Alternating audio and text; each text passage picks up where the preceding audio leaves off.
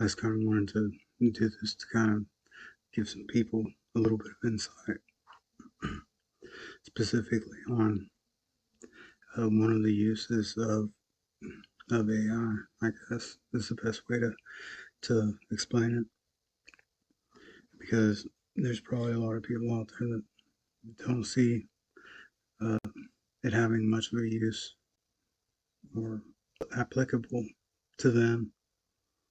What I plan on demonstrating with this is something outside of what's normally portrayed, which is a lot of the time it's people trying to get AI to fucking to glitch out and shit and getting caught in their own thinking errors. I guess is that's a lot of what you see on it. And it's really effective and efficient to use AI, conversational style research, basically, because what would take us may weeks to look through the internet, scour it to find the information, we can sit there and have kind of like a conversation per se with Copilot or GPT. So they're all different. Um, and kind of the funny thing is that you'll notice when you're talking about them, they're a lot more willing to talk about the others and what they're capable of doing, and just a little more detail about other companies' AI than they are about discussing their own details. It's kind of interesting, I thought, but which I have seen. I've used I've used AI pretty much every day for at least maybe a couple of months now, and I've seen it develop and go through changes. As far as like one instance would be, there was one day where Copilot was sitting there, not just willing, but without me even asking, was helping me by giving me uh, examples of prompts to use to most effectively get the answers that I was looking for, like the most effective that it could provide me. And I was like, shit, man, I wish I would have known about this before. And so that's what I was doing, and it was a huge help. But the next day, I tried to I prompted it to do the same thing, and it corrected, uh, and realized that by giving me the most effective prompts that I could offer, it was kind of helping me to learn or see how it actually functioned and how it uh, thinks. Anyways, it all started with came across a company on Cash App's stock list. I was looking to see what kind of stuff was on there. I was looking up different companies that I was kind of interested in to see if Cash App actually offered the ability to buy their stock through their application. I was hitting dead ends, and so instead of just looking up companies that I was interested in, because I thought I saw and was thinking that they seemed like they had a lot of potential, but I'm guessing probably for the most part they're not offering stock to be traded on the market. So I started just kind of like looking through what they had on the Cash App stock market section, and without really knowing, you know, much about it or much about the companies out there that do have any kind of potential for, growth. Which, I mean, I know I could, research some and find a reliable means of who's all right to bet on, basically. I mean, I'm even part of uh, let everyone know right off that most of the WhatsApp groups that you're going to join, that they're talking about learning and helping you to invest, utilizing AI to know what to invest in, to get money, to gain money, to help you to earn. Most of them, they're going to be uh, basically scammers, all consolidating their efforts to get your money. Just just assume from the start that they're fucking scammers, and wait and watch. And the main thing that you'll see that'll tell you that there's something not right about the group. Try to stay on top of them. They're quick about it. And I figured out they'll know when people invested money, when they sent money over to their uh, probably their wallet. What they're doing is they're having them maybe they already had cryptocurrency, but they're having them liquidate it, turn it into a USD coin, which is it's a stable coin type of cryptocurrency that stays at 1 unit is worth $1 and it stays at that. And I mean, you can't make any money off them, but that's all they're really good for is to trading them out of the other cryptocurrencies to kind of wait and then invest it back.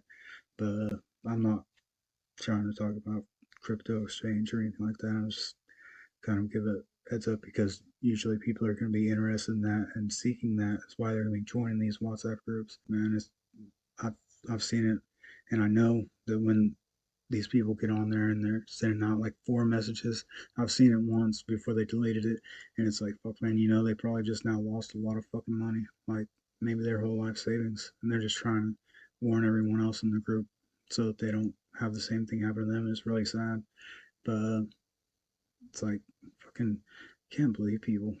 Somebody could fucking do that, man.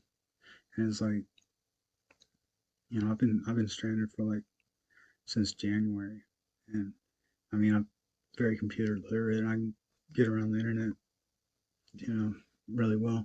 But throughout this time, I've not let the situation or conditions drive me to fucking scam people. I mean, it's just I don't I don't know, man. I couldn't live with myself, man. I don't, especially these fucking scammers out there. It's like what I'll tell them sometimes is, everybody loves a Robin Hood story.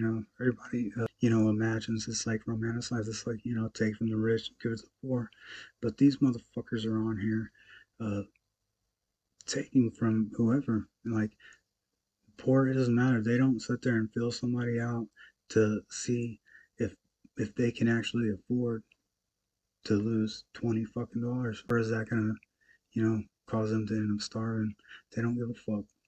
And it's like, out of this whole fucking online world, they spend all this time wasting this time on people that actually don't have any money to give to. They'll spend a couple days on a motherfucker like me that has no fucking money to give them, and but they'll do that, but they won't sit there and fill somebody out to see and make sure that they can afford to lose $20 without starving. Nah, that's sick shit, man. Sick shit. I was asking him about the company, just because as I said, he can do the amount of research that it would take me 2 weeks, and they can do it just while we're having a conversation, like within 10 seconds, which it's gonna bring about drastic change in the world. I mean, just when you think about something like that, it's taking like a 2 week process and condensing it down to 10 seconds, which I thought it was a little bit weird that it seemed to almost underplay the significance uh, of a company that was openly developing hydrogen capabilities in vehicles.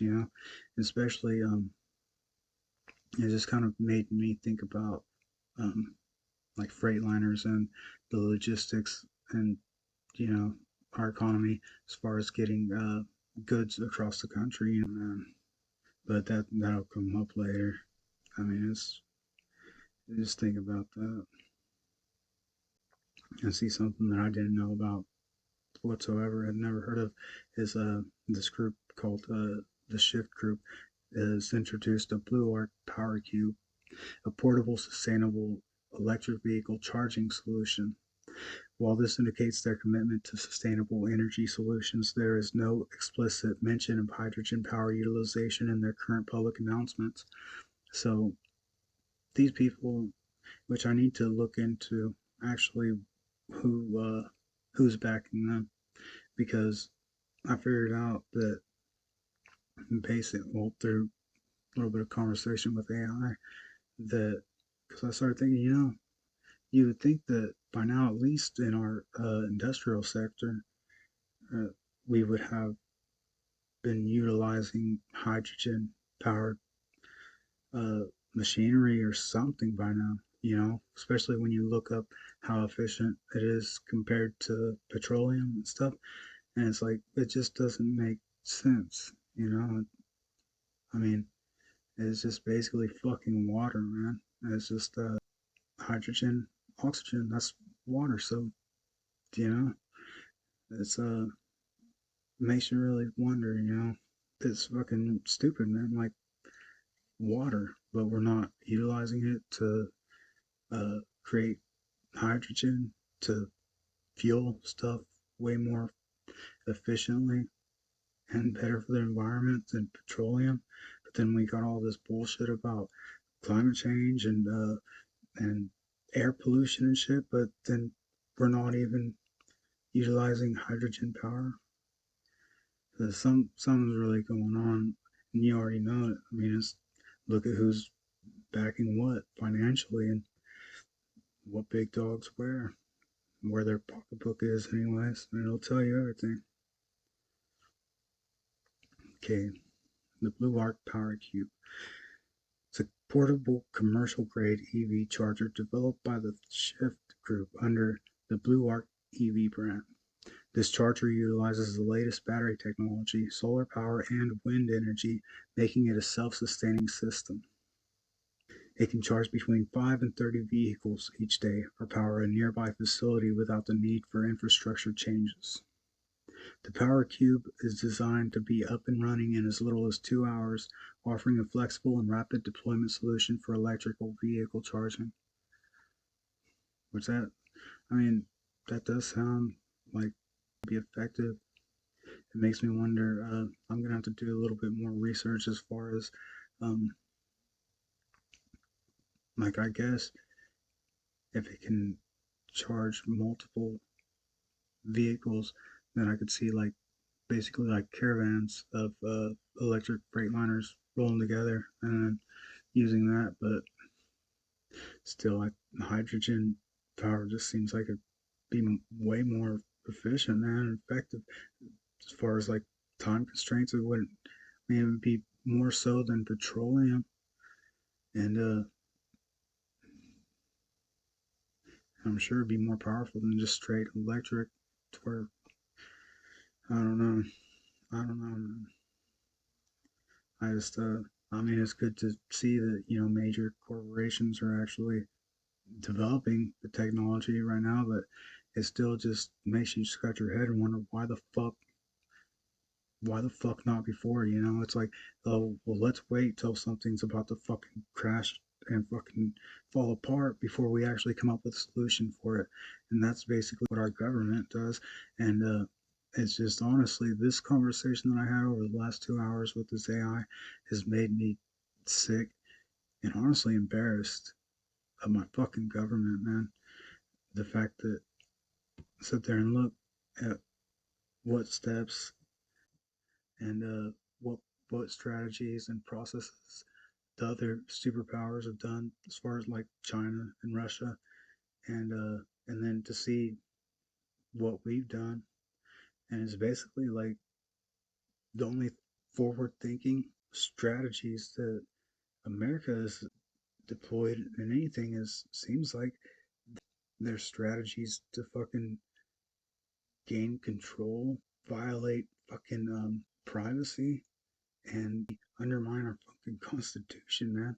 It's like if they put that type of strategic effort and forward thinking in our economic fucking logistics, then we wouldn't be in the position we are. But instead, they're more concerned about uh, watching us through our fucking TV or fucking taking our goddamn guns. It's like, come on, man. Why not keep up the fucking railroads to where we're not gonna have to spend $5 billion just to get up to date? And it's like, then we got people that's trying to develop innovative and new railways and locomotives to transport our goods and depend more on them for our industrial logistics. But now we're behind. We gotta spend 5 billion just to get the railroads up to date. But if they would have been concentrating on that this whole time, we wouldn't be in this position. And so, I mean, the only thing that I think is they're gonna have to really push something to where electric freightliners are feasible. Okay, now regarding the mathematical evaluation of an electric. Oh yeah, I see. I was like,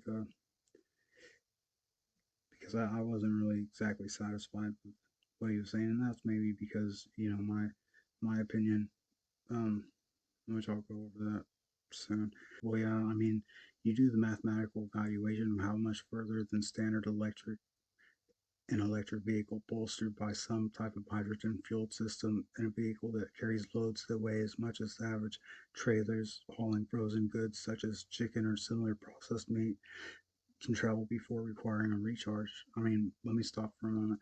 Maybe I'm the one overlooking what you're saying. What is the power cube and charging solution? So I was like, well, maybe I'm just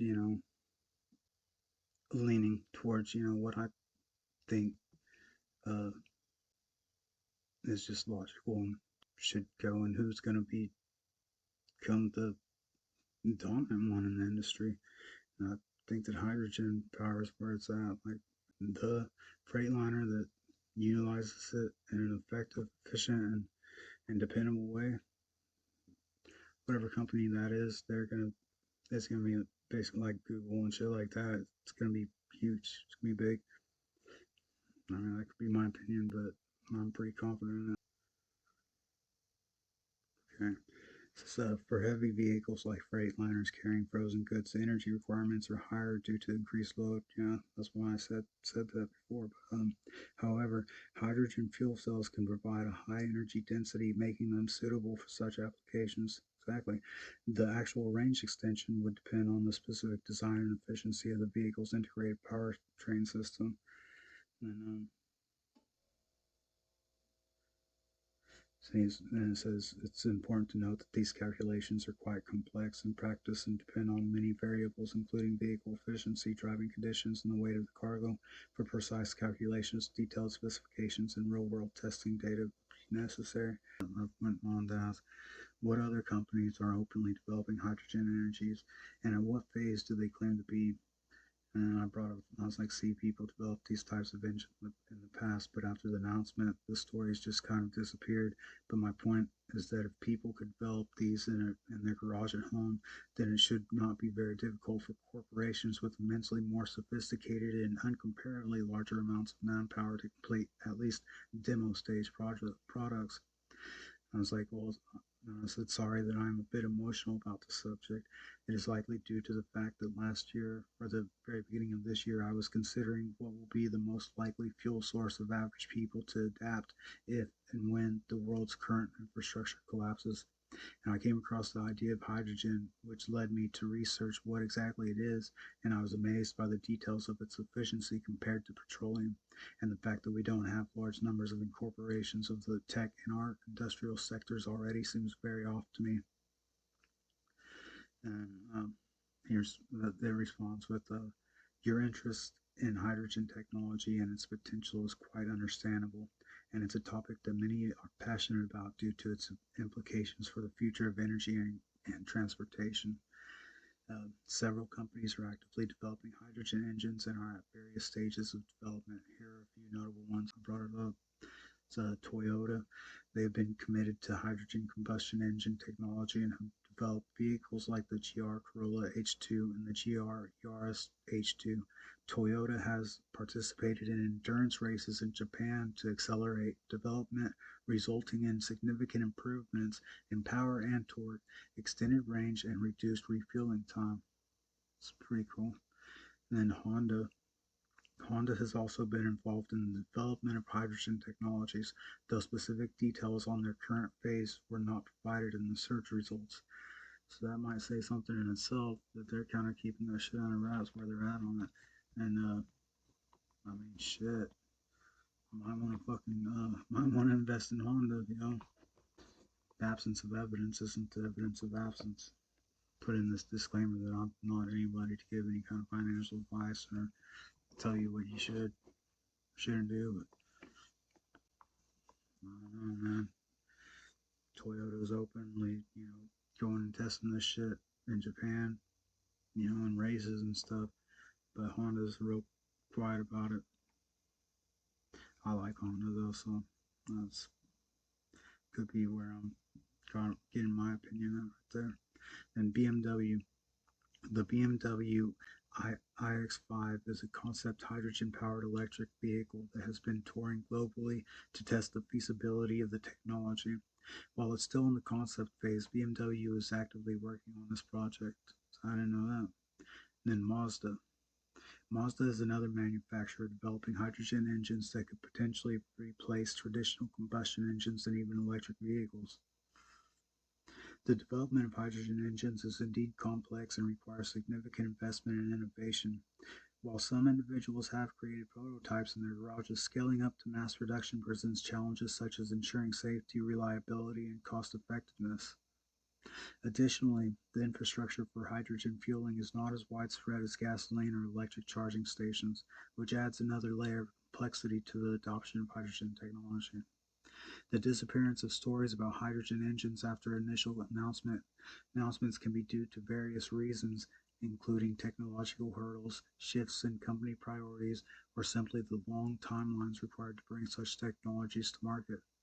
Which I didn't mention anything about the creators of them ended up dead, not long after, mysteriously. But I'm not even going to go there, man. And then it goes on to say that it's also worth noting that the automotive industry is highly regulated, and any new technology must undergo rigorous testing and approval processes before it can be widely adopted. This can contribute to the perception that progress is slow, even though significant advancements are being made behind the scenes. Behind the scenes. Some things are happening behind the scenes. It's fucked up. The potential for hydrogen to play a major role in a post-petroleum world is indeed significant, and many believe that it could be a key component of a sustainable energy future. As research and development continue, we may see more widespread adoption of hydrogen technologies in various industrial sectors. I mean, yeah, gonna have to, man. It's a fucking crime, a straight up fucking crime that we haven't seen them already in the past.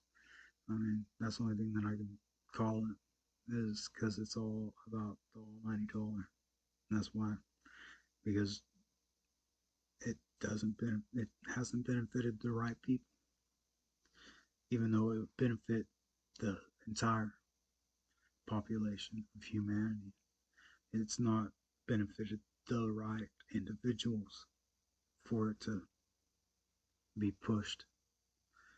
And that's just the world that we live in. It's not about the many, it's about the few that have the fucking money. And the major companies developing electric vehicles, charging stations, as well as the technology itself. And I'll let Copilot says, well, BlackRock and Wells Fargo have indeed made significant investments in the electric vehicle charging infrastructure and technology space. What a surprise. Here's an overview of their involvement. BlackRock investments. BlackRock led a $126 million Series B funding round for Revel, a company that is expanding its network of EV fast charging super hubs across the U.S. The investment aligns with BlackRock's portfolio of investments in the rapidly growing EV charging infrastructure space. BlackRock also joined the electric vehicle charging venture Ionity in a $700 million $788 million funding round. This investment will help Ionity to more than quadruple the number of high-power 350 kilowatt charging points to 7,000 by 2025. Okay, Wells Fargo investments. Wells Fargo, in collaboration with ChargePoint and Intech Solutions, announced their initiative to offer simplified, flexible financing solutions for businesses building out charging infrastructure for EV fleets. Wells Fargo has created a financing program specifically for the eSkid charging solution, a rapidly deployable EV charging platform utilizing ChargePoint hardware and software. These investments by BlackRock Wells Fargo indicate their commitment to supporting the growth of the EV charging infrastructure, which is a critical component of the broader adoption of electric vehicles. By investing in these areas, they are contributing to the development of the necessary ecosystem for EVs and potentially influencing the pace at which this technology is adopted, of course. But if they backed, say, hydrogen power, then that shit would be done already. I mean, I don't know, man. I don't get why. I don't get it, man. I really just fucking don't. Like, there's, there's got to be something to it. Like, maybe I'm missing out. Maybe I'm missing something. Maybe there's a valid and reasonable reason for why they just kind of steer clear of hydrogen power, even though it's basically like fucking water. Man, it's water. You just it's I'd like to know though, like what it is, that makes them steer clear of it, or they were in the past against it. I know because it was such a threat to the petroleum industry, but I mean that shit's on the back end, man. It has to, at some point. But I think that we rode that horse out solo long enough. Actually, riding the hell out of it, where we should have been also leaning on our railways for logistics, and then we need to figure something out. It's just that it's a fucking microwave society, man. They want it now, They want it as quick as possible, and they don't want to wait. And the railway has just not been as predictable. Maybe if they would have, consistently been building on it and putting money into that industry, then it could be way more. So, and after all the stuff about uh, them investing in the electric vehicle charging stations and stuff, it's like I'm not surprised. And is there even any major corporations comparable to BlackRock that are investing in the development of our railway system and the development of more innovations to advance our ability and interest in utilizing the railways to transport America's goods in place of freightliners?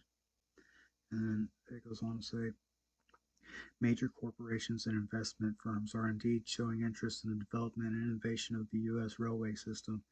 While specific companies comparable to BlackRock may not be directly mentioned, there is significant investment activity in the sector. The U.S. Department of Transportation announced $8.2 billion in new grants for high-speed rail and other rail projects across the country. This funding is part of a larger investment aimed at improving and expanding America's rail system. There has been a push for passenger rail supported by both federal funds and private investment. This includes efforts to modernize and expand rail infrastructure, which could also benefit freight transportation.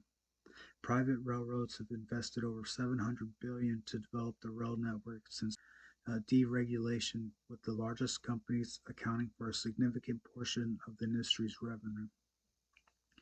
In terms of innovations in railway transport for goods, there are several advancements.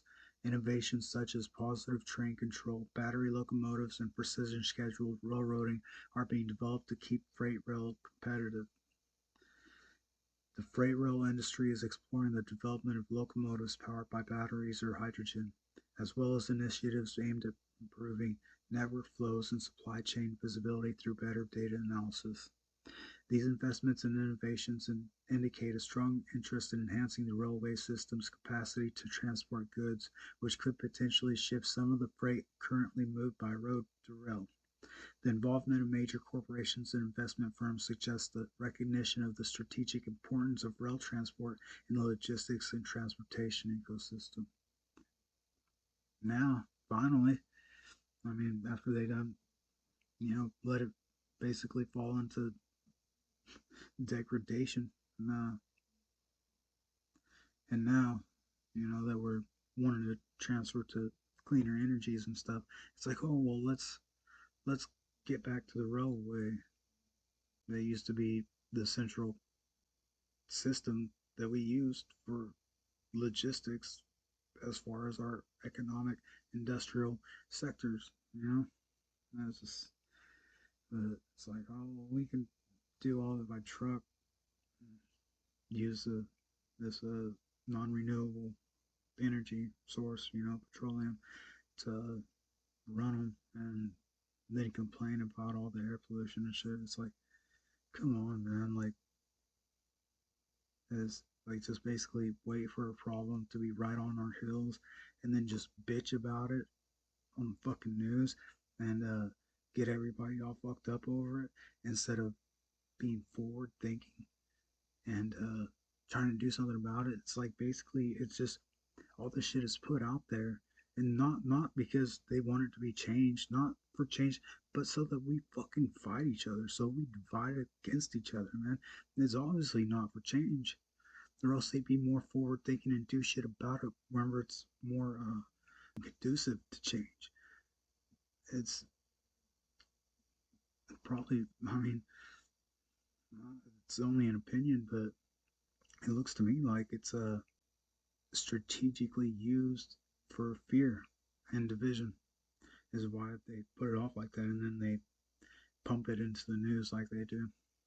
I mean, you form your own opinion about it. That's just mine.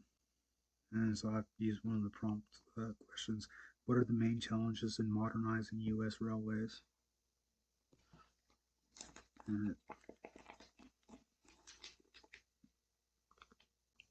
And it goes on to say, modernizing the U.S. railway system faces several main challenges. Infrastructure aging condition. Much of the U.S. rail infrastructure is outdated and in need of significant repair work. The backlog of maintenance has led to a situation where an estimated $45.2 billion is required to bring the infrastructure to a good condition. That marks out what I said earlier about the numbers. It's less than what I said, so I guess that's good news, right? Only 45.2 billion.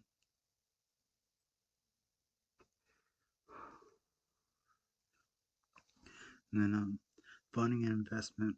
Sustained investment is needed to improve the reliability and safety of rail networks. However, securing consistent funding for such large-scale projects can be challenging. Competition from other modes of transportation. Railways face competition from trucks, airports, and pipelines, which can often offer faster, more flexible services. Technological advancements. While innovations like positive train control and battery locomotives are being developed, integrating these technologies into the existing system is complex and costly. It should have just been like a consistent thing that they kept up. Almost like they was trying to they was trying to switch straight over to just using Freightliners, and it's like a forever plan. And it's like, did they not ever look at what other countries were doing? I mean, look at us now, our economy's fucked. Then you look at China and Russia. I seen a thing on TV not long ago, like it was Instagram or something, where some type of journalist was over in Russia at a grocery store, and they were watching what people, were buying and how much their carts were ringing up for. Brought up the fact that we talk a whole lot of shit about the Russian government and stuff, but they're at their grocery stores buying food to the citizens, ringing it up, and they're paying way fucking less than what we're paying here. So why are we sitting there talking shit about what they're doing. I mean, why don't we look at our own goddamn government, you know, and do something about it? Like that kind of stuff. Regulatory hurdles. The highly regulated nature of the rail industry can slow down the implementation of new technologies and improvements. Environmental and social considerations. There is a need to consider environmental justice, ensuring that communities are not disproportionately impacted by rail construction and the rail remains cost accessible. Adapting to market demands. The rail industry must adapt to changing demands, including shifts towards sustainable transportation and urbanization. Operational challenges. Issues such as inflation, rising ticket costs, ongoing strikes, service disruptions, and delays all impact the sector's ability to modernize and provide a reliable service. It concludes addressing these challenges requires a multifaceted approach, including policy changes, technological innovation, and significant investment to ensure that the U.S. railway system can meet future transportation needs. It's gonna have to do it. I mean, fuck, man. You get yourself in a situation like that with that we have with this. I mean, something's just gonna have to happen. I mean, we're sending all this money overseas and stuff, but then we're like, oh, it's gonna be difficult to get the railway system built up. Hmm. Okay, okay, keep sending money overseas though. And I ask, China is on top of economic strategies. I say to the point of being way ahead of America's joke of a governing system. So tell me, has China consistently kept up the development of their locomotive logistics system for the industrial sectors? And it replies, China has indeed been proactive in developing its locomotive logistics system to support its industrial sectors. The country has recognized the strategic importance of logistics as a cornerstone of its manufacturing industry and its international competitiveness. Investment in infrastructure. The Chinese government has substantially invested in the country's logistics industry, including transportation and logistics infrastructure. This has led to a doubling of the market value of China's logistics industry, surpassing 352 trillion, whatever their money is, in 2023. It's like look at the countries that are doing it right. Like, what the fuck is our government doing, man? Just trying to be Big Brother instead of fucking doing their goddamn job. Okay, and it says smart logistics. With advancements in digitalization and technologies like artificial intelligence and cloud computing, China's logistics industry has been transitioning from labor intensive to autonomous and smart logistics in many areas. Cold chain logistics. Plans have been established to develop national cold chain logistics bases and whole process distribution system aiming to accelerate the development of cold chain logistics from 2021 to 2025. And then transportation and logistics analysis. An analysis of transportation and logistics development in China in 2021 covered various perspectives, including road, railway, waterway, and airway, indicating a comprehensive approach to logistics development and well rounded. They didn't let one fall into degradation, they kept them all up. Like the logical fucking thing to do. And growth rate. The annual logistics amount in China increased significantly from 1991 to 2019, reflecting the rapid development rate and the maturing logistics system. China's consistent efforts to develop its locomotive logistics system demonstrate a strategic approach to bolstering its industrial sectors and enhancing its global economic competitiveness. The country's investment in logistic infrastructure and technology is a testament to its commitment to maintaining a leading position in the global logistics landscape. And so I ask, what about Russia? What about Russia? Russia's development of its locomotive logistics system for industrial sectors has been a mix of continuity and modernization efforts. Here are some key points about Russia's railway logistics. Historic continuity. Russia's development of its locomotive logistics system for industrial sectors has been a mix of continuity and modernization efforts. Here are some key points about Russia's railway logistics. Historical continuity. Russia, unlike the US, has maintained its transcontinental railways from Tsarist times to present, reflecting a rare continuity. The railways continue to play a key role in logistics and human transport, with 80% of all industrial production being transported by rail. 80%. 80. And their groceries are way fucking cheaper than ours. Modernization efforts. In the past, the Soviet Union struggled to keep up with modernization needs of its extensive railway network. However, since the early 2000s, reforms have been initiated. The Ministry of Railways was dissolved in 2003, and Russia's railways became a state owned private company with significant employment and contribution to the GDP. Investment plans. Russia planned grandiose investments for its railways. By 2030, investments totaling 400 billion and 20,000 km of new tracks were announced by Putin. This includes spending on new locomotives and carriages, with the main supplier being Transmash, a merger of 12 state-owned railway works. And then private operators.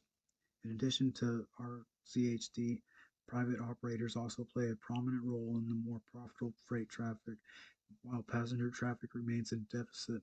This is regulated by a railway transport agency overseeing tariffs and safety issues. International partnerships. RCHD and other Russian groups have partnered with major European rail companies for the production of new locomotives and rail cars. For example, German rail manufacturer Siemens provided the rolling stock for Russia's high-speed Sapsan service. Digitization. The pandemic forced Russian railways to increasingly rely on digital technology to render transportation and logistics services. This strengthened ties with partners and resulted in greater resource efficiency, lower transportation logistics costs, and stronger business sustainability. These points suggest that Russia has been consistently working on developing its locomotive logistics system to support its industrial sectors, with a focus on modernization, investment, and international collaboration. The country's railway system remains a crucial part of its logistics infrastructure and economic strategy. So these other superpowers that apparently their economies are doing better than ours. I mean, Russia, uh, their groceries are cheaper and shit over there. China obviously doing better. I mean, they've been on a low key economic war with us while we've just been basically laying down trying to build uh, positive relations with them. But they've been strategically, economically fucking wearing at us, staring at us, gaining information. It's an information war as well. I mean, but China, they kept that in mind. They keep that shit in mind.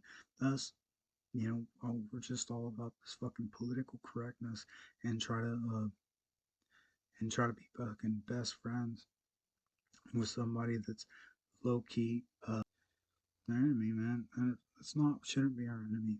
They think in a different way. They're forward thinking, and it shows logistics even.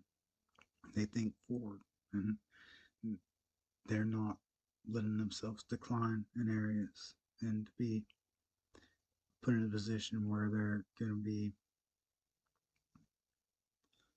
the one drawing the short straw. I mean, they're not going to let themselves get put in that position while we're all just worried about political correctness and looking right. It's all about the looks, man. All about how shit looks. That's America, man. It's fucking stupid. But yeah, that pissed me off when I seen that Russia and China was staying on top and they consistently kept their rail uh, logistics system up and progressing. So I was like, OMG, I'm so pissed and embarrassed by my government. They don't look at anything in a strategic future affecting point of view except how to incorporate operate more intricate and progressive means of control and deceit of their own fucking citizens. If they had established the types of strategies similar to what they have enacted to garner control and legitimate means for them to undermine the Constitution, on developing logistical systems made to improve consistently and progressively into the future, then we would not be in such a scary and uncertain position as we are now. It's like, my God, this is ridiculous that an average citizen like me is able to sit down for 30 minutes and see the deeply erroneous nature of what has been happening, while the current system of ruling officials just keep doing their own thing, basically. Fucking ridiculous. Then he just goes on to defend the government, of course, because, it's what it is. It is beneficial in a lot of ways. At the same time, it's programmed to react and to respond certain ways. It's never gonna have its own opinion. It's gonna be the opinion of whoever the fuck's programming it. And that's why you gotta, you know, be mindful and just don't take in everything as, gold that it's telling you, because even though it itself can't have an opinion or a bias, whoever programs it does. And this author's defending him.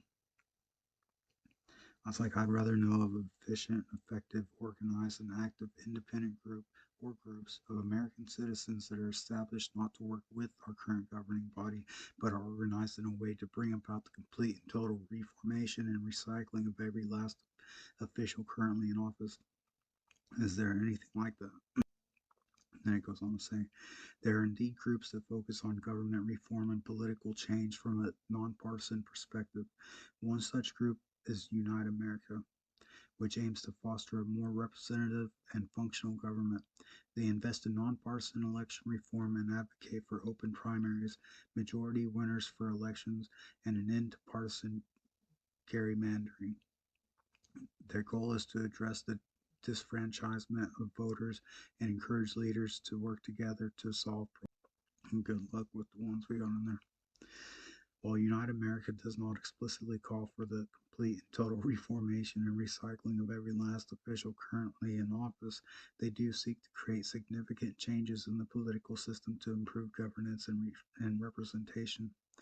It's important to note that while many people may share their desire for change, the process of reformation within a democratic system involves engaging with existing structures to some extent. Groups like Unite America work within this system to promote reforms that they believe will lead to better governance and more accountability. All right, good fucking luck, man. Just gonna have to. I'm not even gonna say my opinion because this is not pretty. If you're looking for ways to get involved or support efforts for government reform, organizations like Unite America can be a starting point to learn more about the nonpartisan reform movement and how you can contribute to their initiatives. No, I really wasn't real satisfied. It's like, what other groups besides United America are there, and is there any that have a vision more similar to mine? Because that ain't as extreme as they are. What the way that they're doing shit, the way that they're handling, how fucking going about doing the job, and ways they're not supposed to be doing it. That's unconstitutional. It's going to have to be a lot more than extreme than what I just now described as Unite America's doing. Anyways, I said there are several groups besides Unite America that focus on government reform and political change. Here are a few that might align with your vision of reformation. Common Cause is one. Says this organization works to uphold the values of American democracy. They focus on voting rights, redistricting ethics, and accountability, among other issues. Their goal is to ensure that government works for the people and that democracy is preserved.